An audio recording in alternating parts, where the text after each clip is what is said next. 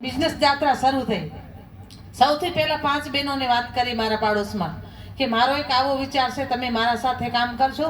ત્યારે બહેનોએ કીધું કે ગામમાં કામ મળશે તો શું કામ નહીં કરીએ. ત્યારે અમે 5 બહેનોથી શરૂઆત કરી, 5 પ્રોડક્ટથી શરૂઆત કરી અને આજે 350 બહેનો સાથે જોડાયેલા છે. પહેલા તો મને પણ ઘણા બધા ડર લાગતા. લોકો એમ કહેતા કે બહેનો અબળા છે, પણ હું એવું માનું છું કે અત્યારેના ઝડપી જમાનામાં બહેનો અબળા નથી. બહેનોને તો હવે ઇતિહાસ રચાશે, ઇતિહાસ. કારણ કે દરેક ગામમાં આવી 5 જાગૃત બહેનો પોતે પગભર ઉભા રહેશે ને તો આપણા ભારતનો નકશો બદલી જશે. કારણ કે આપણે ક્યારેય મોંમાંથી શબ્દ નહીં નીકળે કે બહેનો અબળા છે.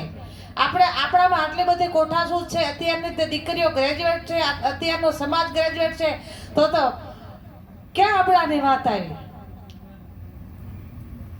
કારણ કે આજે મને સ્વયં સિદ્ધાનો જે એવોર્ડ મળ્યો છે ને, ત્યારે મને એ અંદરથી ફિલિંગ છે કે એક હું આટલે ઓછું ભણેલી વ્યક્તિ છું, એને મને જો આ લોકો ઓળખી લેશે કે મારી કળાને અને મારા આત્મવિશ્વાસને, તો આવનારી જે નવી પેઢી હશે એ તો શિક્ષિત હશે.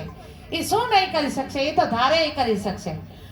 આપ સૌએ મને સાંભળી અને આ ગ્રુપે મને બોલાવી સ્વયં સિદ્ધાનો એવોર્ડમાં આપ્યો તે બદલ આપનો આભાર માનું છું. જય હિન્દ, જય ભારત.